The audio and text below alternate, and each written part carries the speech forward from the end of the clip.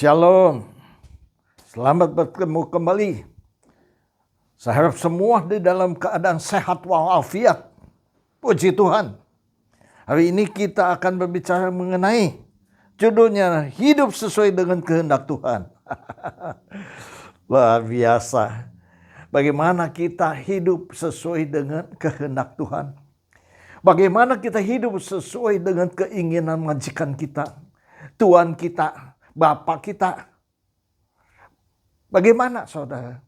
Kalau saudara bekerja sesuai dengan kehendak majikanmu, pasti saudara, kebutuhan saudara itu mudah sekali dikabulin. Kalau ada masalah, saudara pasti dibantu. Tetapi bagaimana kita harus mengecek dulu? Majikan kita sifatnya bagaimana? Apakah dia orangnya bersih, rapi, atau ceroboh juga tidak apa-apa, kotor juga tidak apa-apa. Ingat baik-baik.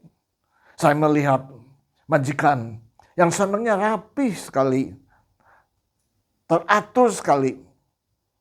Ternyata dia mencari satu supir. Supirnya lamar kepada dia, orangnya bersih, baik, benar.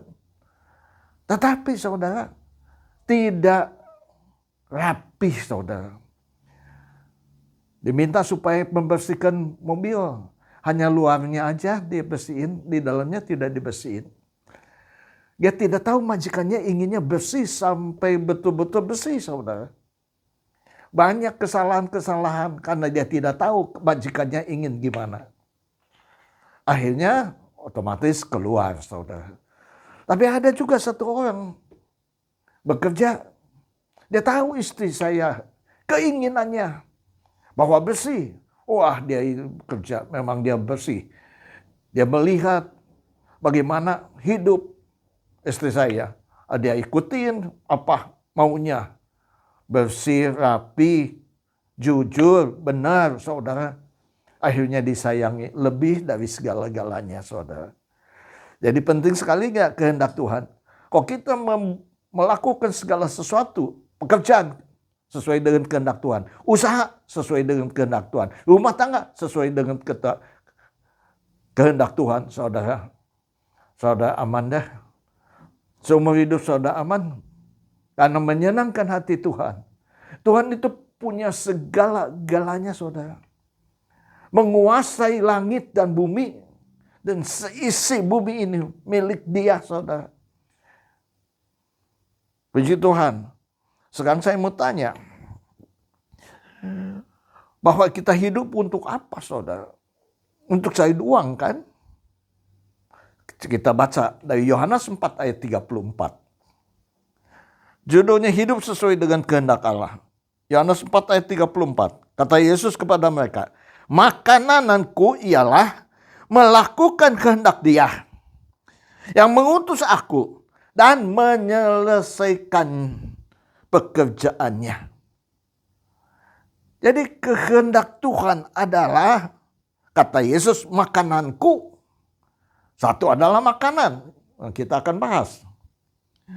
Ialah melakukan kehendak Dia yang mengutus aku. Kehendak Bapa itu apa? Ketiga, menyelesaikannya. Ingat baik-baik kalau kita kerja.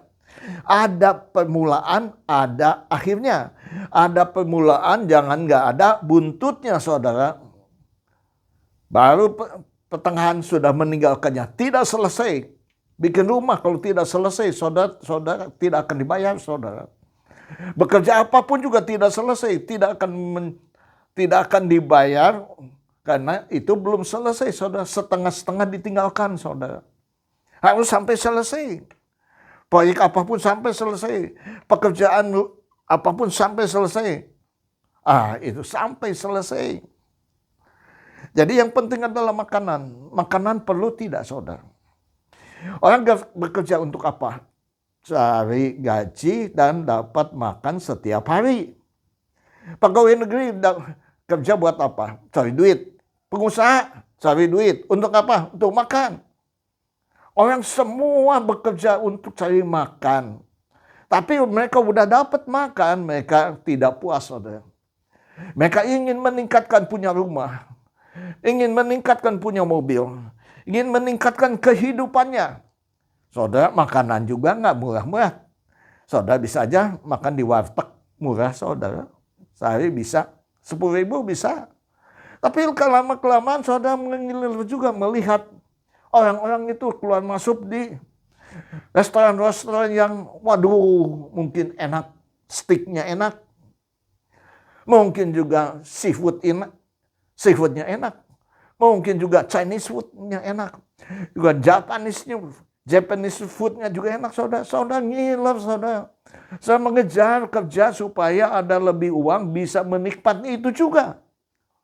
Setelah dapat mencapai, tetapi saudara juga tidak puas. Saya ingin menimbun uang, mengumpulkan uang sebanyak mungkin untuk bisa apa saja keinginan bisa dibeli.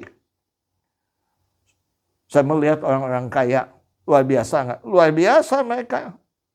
Makanan itu nggak dihitung, saudara. Saudara melihat kejadian-kejadian di lingkungan-lingkungan kita. Baru-baru ini ada yang menikah, saudara. Anaknya Air Asia, saudara. Yang punya pesawat terbang. Pemiliknya ada orang Malaysia. Anaknya laki-laki. Menikah, saudara. Saudara tahu menikahnya habisnya berapa, saudara? 75 miliar. Wah. Kalau saya hitung-hitung, kalau satu tangkai bunga aja 1.000 itu 75 juta. Bunga, saudara. Semuanya bunga. Otomatis tidak semuanya bunga. Tapi bayangkannya puluhan juta bunga. Bayangkan aja. Orang bisa menikah, 5 juta bisa menikah. Menikah di gereja, makan box, selesai, saudara. Ada yang menikah 100 juta bisa, 5 juta bisa, 10 juta bisa. Ini 75 miliar, saudara. Luar biasa nggak? Luar biasa, saudara. Jadi makanan itu menjadi patokan kemegahan mereka, kemuliaan mereka, wibawa mereka, gengsi mereka, jabatan mereka, semuanya itu makan gengsi, katakan begitu. Saudara, ada juga yang menikah, saudara. Diadakan selama 30 hari. Luar biasa. Untuk apa? Makan, saudara. Setiap hari makan, minum, makan, minum. Jadi dia gengsinya tinggi, saudara. Orang lain 1 hari, dia 30 hari. Tetapi saudara, kita melihat juga di Alkitab. Kalau saudara baca Ester 1 ayat 1 dan berikutnya, bahwa ada satu raja namanya Raja Ahasiweros. Dia menguasai 127 daerah. Dari India sampai Ethiopia, saudara. Setelah dia menjabat 3 tahun, saudara. Dia mengadakan pesta untuk pejabat-pejabat, pegawai-pegawai. Dan berikut bangsawan-bangsawan diundang semuanya, saudara. Untuk memperlihatkan apa? Kemuliaan dia melalui kekayaannya. Kewibawaannya, kemegahannya. Diperlihatkanlah kepada mereka. Terutama juga bangsawan-bangsawan. Saudara tahu berapa lama? 180 hari. Ada yang merayakan pernikahan 180 hari. Makanannya luar biasa, makanan kerajaan. Gue 1 kali makan untuk semua pejabat-pejabat mungkin 10 miliar. 180 hari kali 10 miliar, saudara, berapa jumlahnya, saudara? Setelah itu selesai, saudara. Dia masih mengadakan 7 hari. Untuk apa?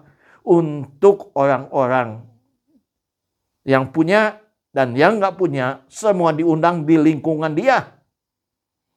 Di istana, taman istana diadakan itu. Bayangkan aja. Itulah orang-orang kaya, saudara. Zaman sekarang begitu juga. Yang ngikutin juga di Alkitab juga ada. Bahwa makanan itu perlu. perlu sekali dalam kehidupan kita. Siapa bilang makanan kita perlu? Kalau kita baca di Alkitab, Yesus dicobain oleh makanan. Kalau kita baca Matius 4 ayat 1 sampai berikutnya, saudara, bahwa dicobain mengenai makanan. Waktu itu Yesus puasa, laparlah dia. Maka iblis datang, tahu tepat waktunya. Waktunya tepat. Kita lapar, kita butuh, itulah waktunya tepat. Orang yang mencuri karena butuh, karena perutnya lapar, karena anaknya sakit, karena keluarganya belum makan. Bisa mata gelap, bisa merampok, bisa membunuh, bisa mencuri, dan bisa segala-galanya. Untuk apa? Kampung tengah, saudara. Perut diisi. Yesus dicobain. Dan iblis datang. Supaya batu menjadi roti. Yesus katakan, manusia hidup bukan oleh roti saja. Tetapi oleh setiap firman yang keluar dari mulut Allah. Setiap firman yang keluar dari mulut Allah, saudara. Jadi makanan penting sekali. Siapa bilang nggak penting? Ya. Tapi kehendak Allah. Kehendak Allah itu, tadi kita udah baca, Matius 4 ayat 4 mengatakan, hidup manusia bukan dari roti saja. Roti perlu, tapi bukan melulu roti saja. Tetapi setiap firman yang keluar dari mulut Allah. Jadi firman penting nggak? Kehendak Tuhan, kita melakukan kehendak Dia adalah melakukan firman Tuhan. Betul, saudara? Melakukan firman Tuhan. Betul. Kita melakukan firman Tuhan dalam kehidupan kita. Kenapa? Kenapa kita melakukan firman Tuhan? Karena Yohanes 1 ayat 1, 4 bulannya adalah firman. Firman bersama-sama dengan Allah. Firman adalah Allah sendiri, saudara. Kalau saudara makan firman, berarti dikunyah, berarti direnungkan siang dan malam. Firman itu bukan hanya dibaca saja, tapi dikunyah seperti makanan dikunyah, yaitu direnungkan siang dan malam, saudara. Sehingga engkau dapat hikmatnya, maknanya yang sebenarnya dari Tuhan Yesus Kristus. Direnungkanlah siang dan malam. Sehingga engkau tahu apa maksud maknanya di balik yang tertulis. Betul, saudara? Luar biasa? Iya. Yosua 1 ayat 8 mengatakan demikian. Supaya kita melakukan Taurat ini dan merenungkannya siang dan malam. Supaya engkau berjalan hati-hati dan engkau berhasil dan beruntung. Berhasil dan beruntung karena apa? Karena merenungkan, mengunyah firman Tuhan siang dan malam. Karena firman Tuhan itu Allah. Berarti Allah dekat dengan engkau. Allah ada di dalam dirimu. Satu-satunya yang bisa membantumu adalah Allah. Kenapa manusia bisa berbuat dosa atau melakukan dosa? Tidak bisa melepaskannya. Karena tidak punya kuasa. Manusia tidak punya kuasa. Adam dan Hawa saja, saudara, diciptakan oleh Tuhan sendiri. Jatuh di dalam dosa karena ular. Bayangkan aja, tidak punya kuasa melawan iblis. Tidak punya kuasa melawan keduniawian ini. Tidak punya kuasa melawan emosi ini. Tidak punya kuasa nafsu dunia ini. Tidak punya kuasa keinginan kita sendiri. Tidak punya kuasa, saudara. Hanya punya kuasa kalau kita, dalam diri kita ada firman. Dan kita melakukan kehendak Dia. 2 Timotius 3 ayat 16. Segala yang dituliskan, baik untuk mengajar. Segala yang diilhamkan Allah, baik untuk mengajar.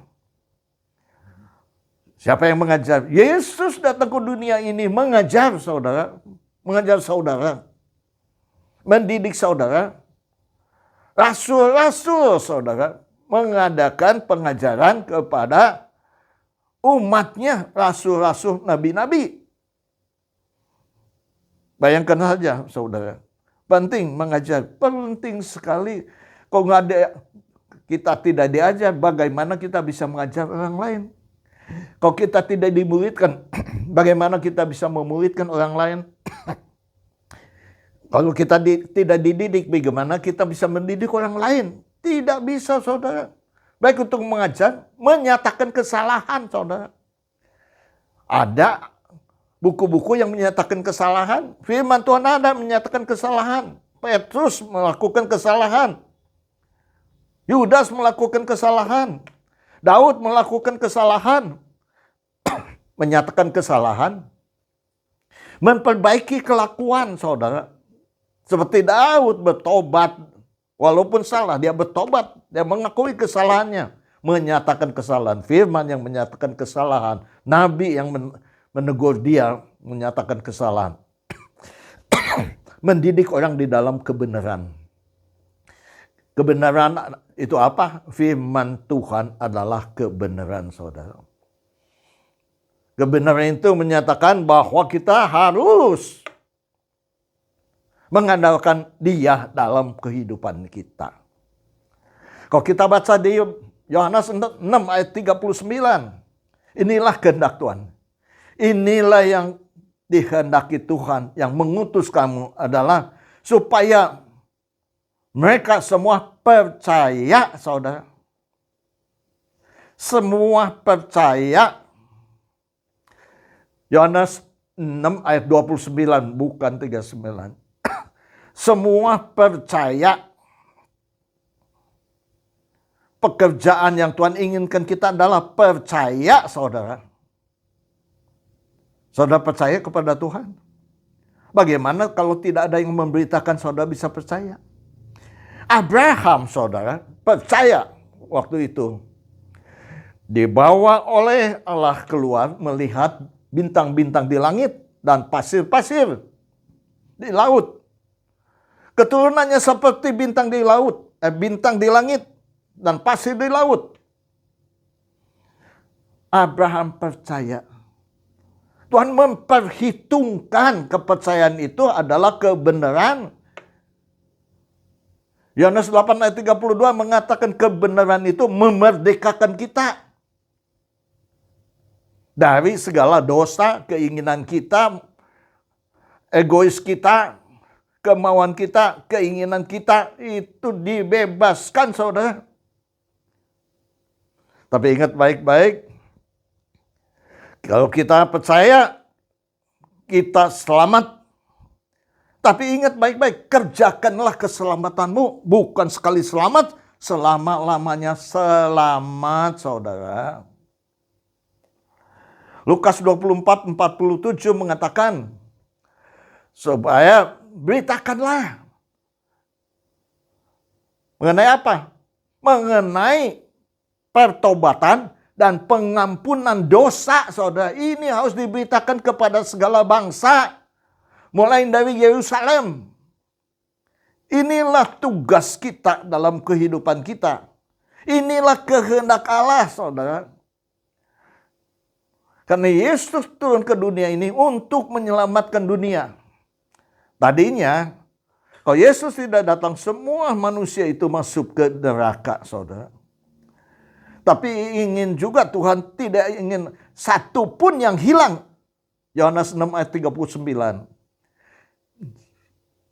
Apa yang diberikan kepadanya supaya tidak ada yang hilang dan dibangkitkan pada akhir zaman. Bayangkan. Jadi semua tidak ada yang hilang, itu kehendak Tuhan.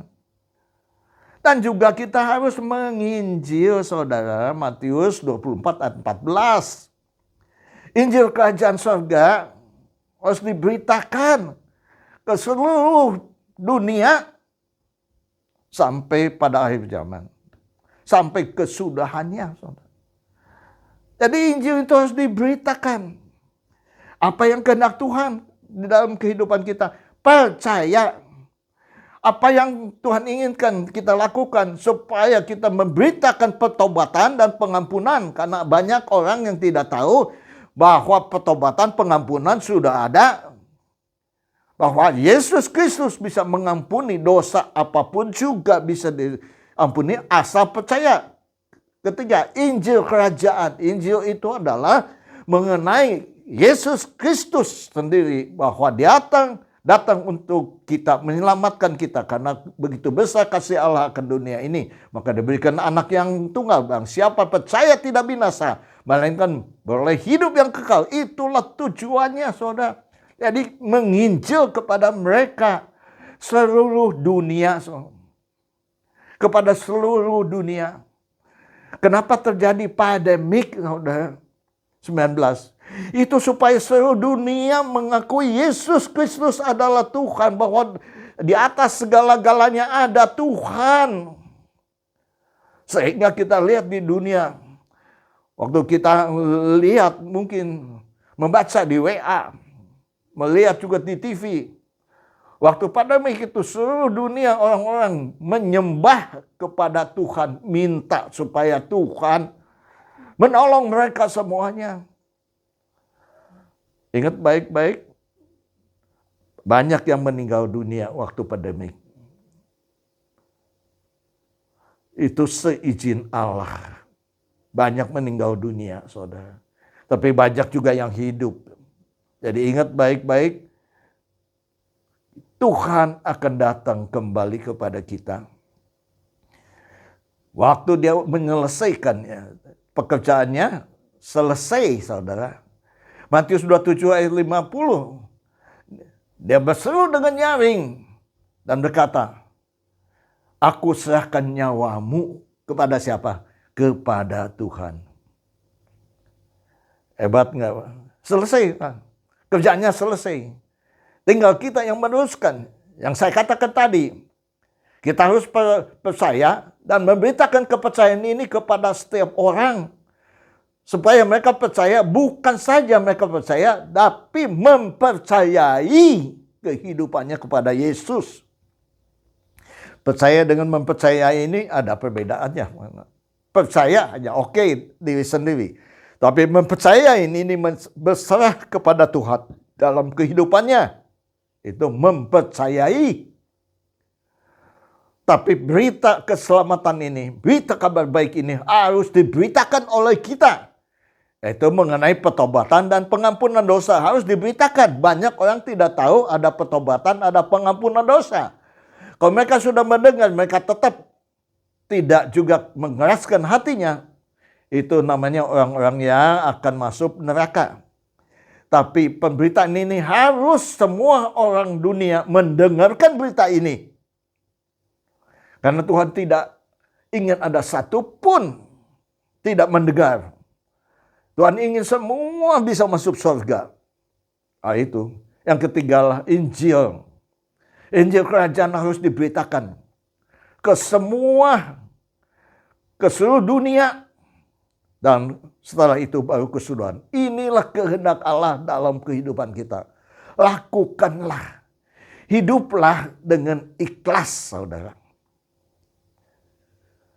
Rangkullah dengan kesabaran. Saudara merangkul dengan kesabaran. Betul. Disampulkan, menyampulkan dengan kebaikan. Dibungkus. Hati yang penuh kasih, saudara. Itulah hidup kita. Yaitu kita hidup sesama. Mengasihi Allah dengan sesama. Karena Allah mengatakan, kasihlah Allah dengan segenap hati, segenap jiwa, segenap kekuatan, segenap akal budi. Kasihlah Allah. Kasihlah sesamamu seperti engkau mengasihi dirimu sendiri. Kekayaan bukan untuk diri kita sendiri. Kekayaan untuk juga membagikan lingkungan-lingkungan kita. Kalau banyak yang miskin, saudara.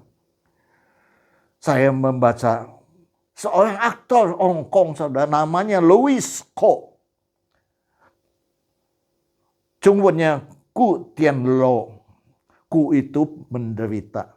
Tian itu langit. Lo itu kuai lo, bahagia. Walaupun dia menderita, tapi dia memberkati, membahagiakan seluruh dunia.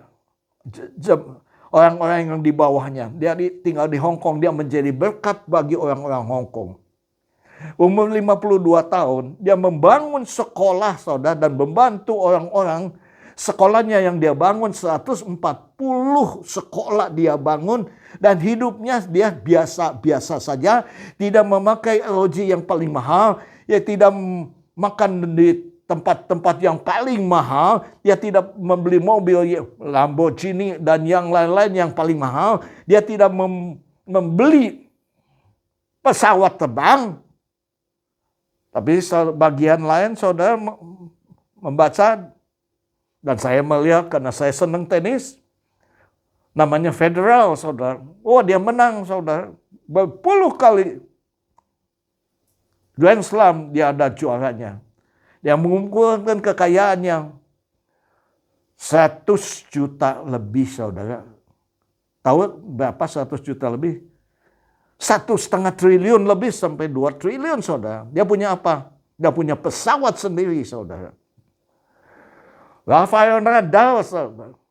Dia juga juara berapa puluh kali, saudara. Dia beli kapal pesiar ratusan juta, saudara. Dan dia buka juga foundation untuk anak-anak yang mau belajar tenis. Dan ada jago juga belakangan ini namanya Djokovic, orang Serbia. Djokovic juga punya pesawat terbang. Hebat kan? Tapi Luis Ko ini itu luar biasa, saudara. Ternyata bukan Luis Ko saja hidupnya demikian. Saudara akan mendengar itu pemain-pemain bola yang ada di Amerika, saudara. Christian Akut dermawan, saudara. Sadio Mane dermawan, saudara. Winger dermawan. Sepak bola itu menghasilkan triliunan uang. Seorang negro pemain dunia, saudara, mendapatkan uang. Dia hidupnya sederhana. Uangnya dia bagikan untuk anak-anak yang tidak bisa sekolah. Dia bangun sekolah, dia bangun rumah yatim piatu, saudara. Ribuan anak-anak telah disekolahkan oleh dia. Luar biasa enggak? Mendirikan panti jompo, tempat yatim piatu, saudara. Menjadi berkat bagi orang-orang yang sekitar dia. Yaitu menjadi garam bagi mereka semua. Menjadi berkat. Tujuan hidup kita ini menyenangkan Tuhan. Tujuan kita ini menyenangkan orang-orang yang sekitar kita. Tujuan hidup kita ini menyenangkan orang-orang yang kita kenal.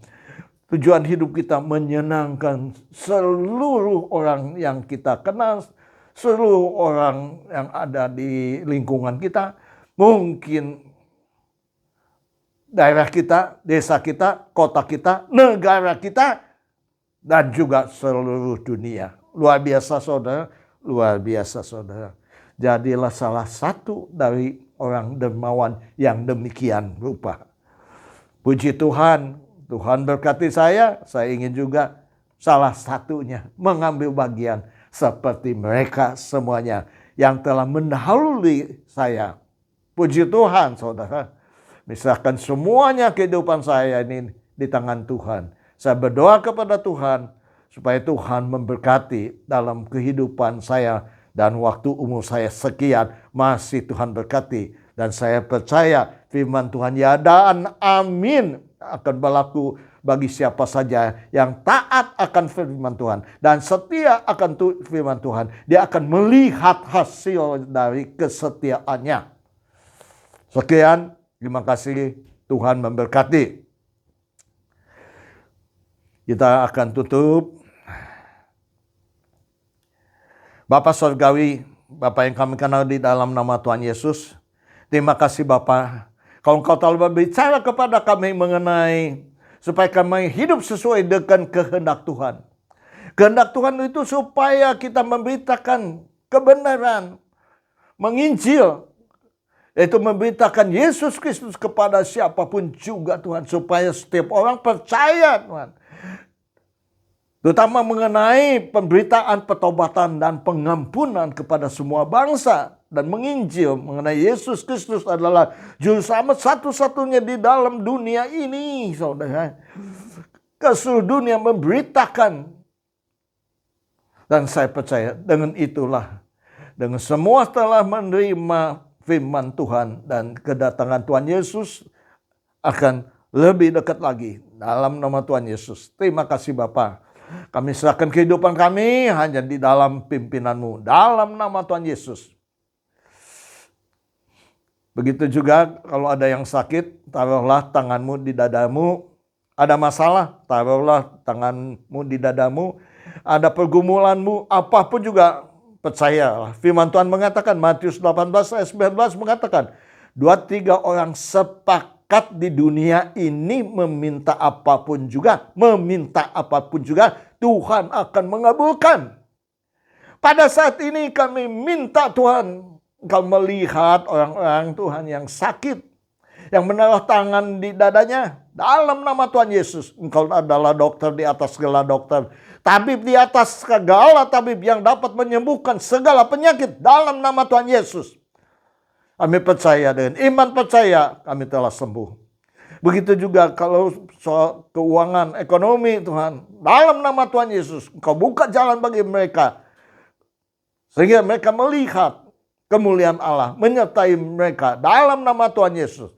Dalam rumah tangga kalau ada masalah, kami percaya Tuhan, hanya Tuhan Yesus dapat mendamaikan, memulihkan keluargamu. Dalam nama Tuhan Yesus kami percaya.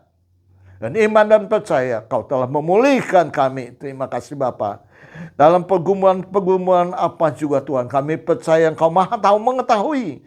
Kau memberikan jalan keluar, Kau memberikan kemenangan, Kau memberikan damai sejahtera, Kau memberikan sukacita yang datang daripada Engkau turun kepada kami orang percaya yang mengandalkan Kau, yang berpengharapan kepada Engkau. Terima kasih Bapa. Di dalam nama Tuhan Yesus kami telah berdoa dan mengucapkan syukur. Haleluya. Yang percaya katakan amin. Kita akan masuk di dalam perjamuan kudus.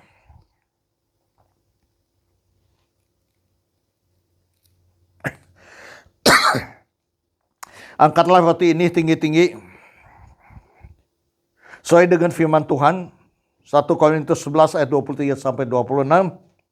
Sebab apa yang telah kuteruskan kepadamu telah aku terima dari Tuhan, yaitu bahwa Tuhan Yesus pada malam waktu Ia diserahkan mengambil roti. Dan sesudah itu Ia mengucap syukur atasnya, Ia memecah-mecahkannya dan berkata, inilah tubuhku yang diserahkan bagi kamu, kamu semuanya, perbuatlah ini menjadi peringatan akan aku. Angkatlah roti ini. Terima kasih Bapa. 2000 tahun yang lalu Engkau mati di kayu salib. Bukan karena kesalahanmu, dosamu, tetapi Engkau mengambil dosa seisi dunia. Hanya kepada siapa yang percaya, tidak binasa, bahkan memperoleh hidup yang kekal. Terima kasih Bapa. Dalam nama Tuhan Yesus Kristus, mari kita makan bersama-sama. Dalam nama Tuhan Yesus Kristus. Terima kasih Bapa. Begitu juga angkatlah cawan ini tinggi-tinggi. Demikian juga yang mengambil cawan sesudah makan, lalu berkata, cawan ini adalah peringatan perjanjian baru yang dimeteraikan oleh darahku. Perbuatlah ini setiap kali kamu minum ini, menjadi peringatan akan aku. Sebab setiap kali kamu makan roti ini dan minum cawan ini, kamu memberitakan kematian Tuhan sampai Ia datang untuk kedua kalinya. Di dalam nama Tuhan Yesus Kristus, mari kita meminumnya bersama-sama. Ucapkanlah syukur dan terima kasih kepada kita dengan bahasa kita masing-masing. Terima kasih Bapa, Engkau baik, sungguh baik, amat baik. Dalam nama Tuhan Yesus. Kami percaya Tuhan, kami ada sebagaimana kami ada karena kasih karunia anugerah yang datang daripada Engkau sendiri. Siapalah kami Tuhan, sehingga Engkau menyelamatkan kami Tuhan. Kami menjadi biji mata-Mu, kami menjadi kesayangan-Mu dalam nama Tuhan Yesus. Terima kasih Bapa, kami serahkan semuanya. Kehidupan kami hanya di dalam pimpinan-Mu. Hanya dalam nama Tuhan Yesus. Kami telah berdoa dan mengucapkan syukur. Haleluya. Angkatlah kedua belah tangan-Mu. Dan kita akan menutup pemberitaan firman Tuhan ini. Dalam nama Tuhan Yesus. Terimalah berkat anugerah dari Allah Bapa, damai sejahtera dari Yesus Kristus, persekutuan persatuan penghiburan dari Roh Kudus, yang menghibur dan mempersatukan umat-Mu sekarang dan sampai selama-lamanya. Hanya di dalam satu nama, nama di atas segala nama. Penguasa langit dan bumi dengan seisinya, namanya Tuhan Yesus Kristus. Kami telah berdoa dan mengucapkan syukur. Haleluya. Amin. Tuhan memberkati.